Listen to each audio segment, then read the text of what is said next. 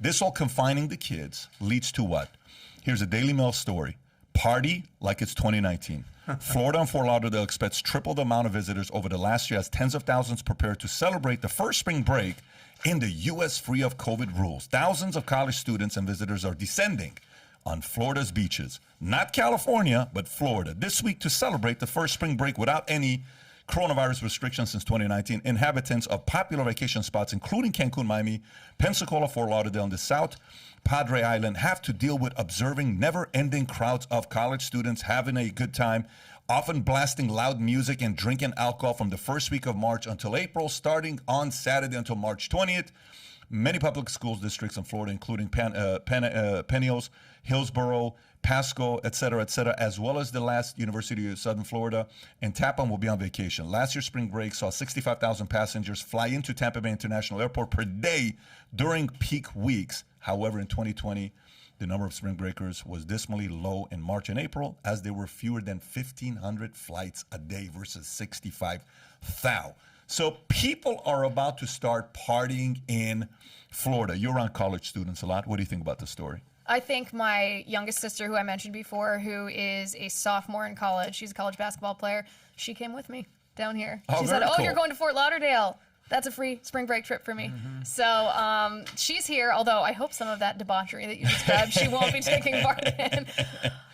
If she does, I'll just, make her babysit. I mean, it's great in a sense. I'm not endorsing some of the spring break footage that we see out of Florida every year, but it's great that people, young people specifically, who are so prone to be vulnerable to the fear that we were talking about with climate change, are realizing that they don't have to be afraid of COVID. They don't have to stop their lives anymore. They don't have to not associate with other people. That they can just do their thing. They can go to school again. They can go party again. They can go on spring break again. That's a good thing. And Florida, of course, has been a leader in following the science on the COVID regulations. That's why I've come to Florida so many times in the past year, just to get away from some of the policies in a blue state. But it's good. I was really encouraged too to hear the Surgeon General of Florida say that they're not going to encourage COVID vaccines for healthy children. That's what the science says. That's really nice to hear. Did you see what Jen Psaki said?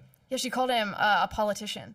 Yeah, so they asked her a said question. That he was propagating conspiracies. Yeah, what do you think about Florida, not agreeing with kids taking the vaccine?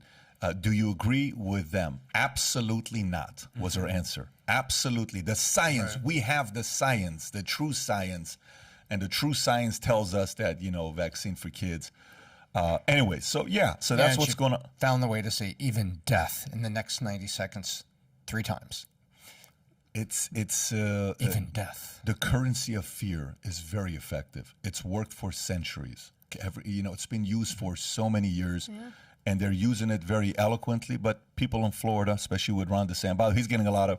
Did you see him the other day with the whole masking with the kids? Yeah. I don't appreciate you guys having a mask on. Anyways, if you're gonna wear it, just Yeah, this mask heater you got going on. Good to be here in Florida.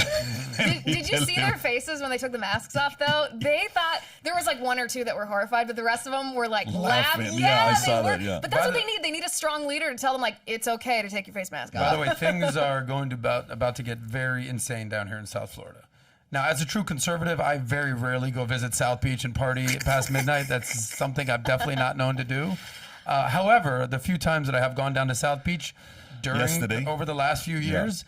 Like last year, I went down and I did a man on the street piece about spring break stimulus spending, and I was interviewing all the people. That's a really sexy topic. Yeah, right exactly. Yeah. And it was just all the people that were getting stimulus checks that were just like, where else are they going to go? Florida, obviously. Mm-hmm. These weren't necessarily college kids at that time. There was just people getting stimulus checks. Yo, we're going to South Beach. We're going to Fort Lauderdale. About to have the time of our lives. That's going to get amplified times 10. Now it's like, the gloves are off, flights are back.